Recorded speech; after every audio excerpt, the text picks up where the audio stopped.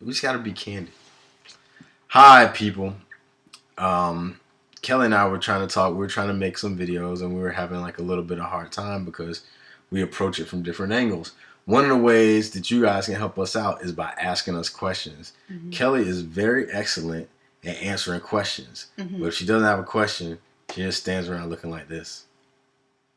Yep, and nothing comes Yeah, out. honestly, I have no idea like what the audience wants to hear from us. I have like all this information that I want to give you, and I want to share stuff about our relationship and our family and how we got to having a really conscious relationship. But I don't know where to begin. So ask us questions. Yeah, I mean, we have like different personalities, and I think that personally, I feel like one of the things that we relationships can benefit from, but people don't, is that the difference. Like, just people are just different. That's just how it is. And like, I might have some idea that doesn't match Kelly's idea, and she might have an idea that doesn't match my idea. But the fun and the joy and the beauty is when we bridge across those differences. When they do match. Yeah, that's what she thinks. And I think it's like when we somehow, like through some miracle, bridge across our differences and are able to communicate with each other. And I don't really care if it takes us like 1,000 years or 1 minute to get to that point where we can join. It's just about joining and blah blah blah. But anyway, that's pretty much where I am. So now I'm gonna come up with a question so Kelly can make her way across the bridge. Kelly. Yes, Pedro. What would be your ideal vision for our Empower Network blog? My ideal vision is that we share our relationship and share all like the exciting adventures that we have and inspire people with that and inspire people to really kind of go deep into their relationship with their spouse or significant other and try to have a really conscious present relationship, and that we can make some money doing it and having fun doing it while doing it.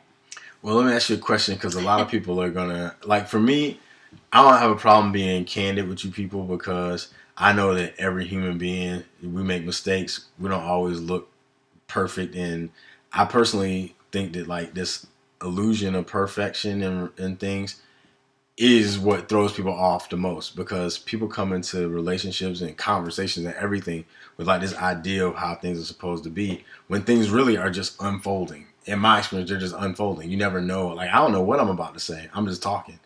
But through just being present and allowing that unfolding to occur, we see some like really wonderful things. But I don't want you guys to have some false representation of a relationship. Kelly and I, we get along pretty well, but it's work. It's work because we try to get along despite the differences, and we try to learn from the differences and then eventually appreciate the differences so that we can look to each other in the areas where the other person has expertise, and we can both benefit mutually from our different ways of being. So I don't want you guys to think that like you're going to be in a relationship and all of a sudden you're like, oh, I can read your mind, you read my mind, even though some of that happens between us. But I don't want to be a false representation, because that's really the problem, I think, with most relationships, is people, they live in a fantasy, fairy tale world. And when reality comes, they're like, I've been cheated, I got the wrong person, blah, blah. And then they just go and try to find somebody else so that they can find their fantasy. And it doesn't really ever happen. And he's right. It takes a lot of work to get to this space. I mean, we probably look happy now. We're in the same frame here on the computer. But it wasn't like this, I mean, all the time. We've definitely had our ups and downs, and we've been together for 7 years, and we've read a lot of books and done a lot of work on our relationship to get here. And yeah, I mean, we're on the reward side now, but we still have situations that come up between us where we have to like, slow down and take deep breaths and rethink everything and really listen to the other person.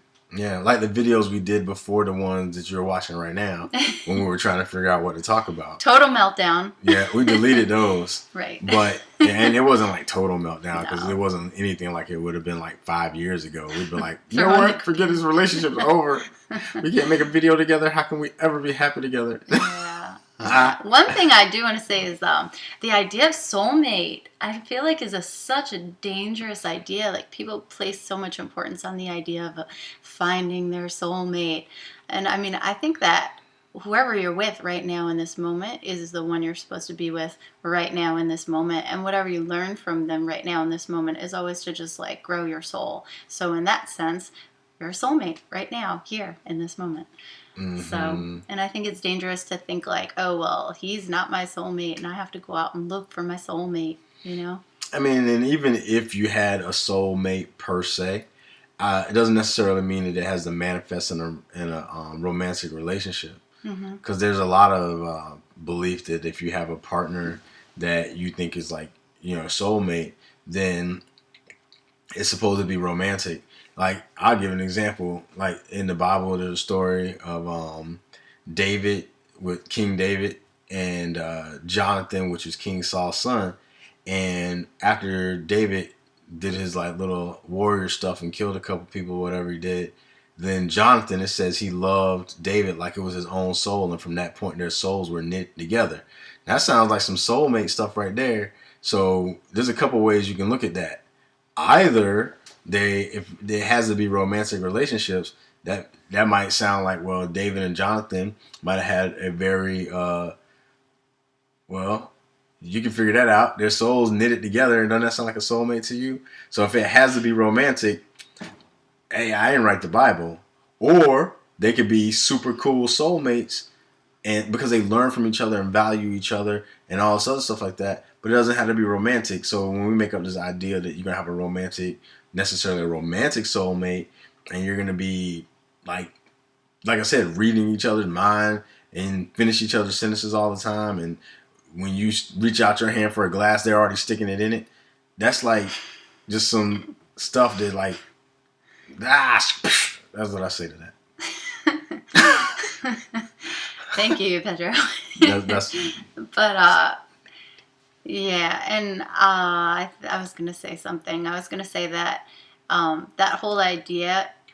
I mean, I personally don't really think it's anything, but what I do think is that every relationship that we have is really significant to open ourselves up to being in that oneness with God and being totally connected to God and the universe. And every single relationship is going to bring up something, some piece of something that you need to pay attention to or forgive or love or open up. But it's all about like unblocking that unconditional love between you and the other person, which is also the image of you. And so if you can see that and totally open your heart to that space, then you are going to be living in the likeness of God. And that's what all relationships, I think, are on earth. That's the purpose of all relationships. So it doesn't matter if it's your husband, your soulmate, your kid, your dog, your relationship with your car. I mean, all the relationships here are to open you up to knowing what it's like to live in the oneness of God. So that's my preaching moment. And I think you did a pretty good job. Thanks. I don't think I can really add anything to that except for to say, "Come on, Mr. Fantastic, fantastic." Nah, I don't know why. I meant to say, what was that other song you said? I don't know. I was trying to imitate Shaggy, but I can't really remember the song. Something about romantic something, but I can't remember. Anyway, I hope that you guys learned something from it. And if you have inclinations towards creating your own blog, check us out at Empower Network, where you can have a blog and make some money. And have fun. Do, do, do. That's our signing off music. All right. Bye. Okay, thanks. Bye.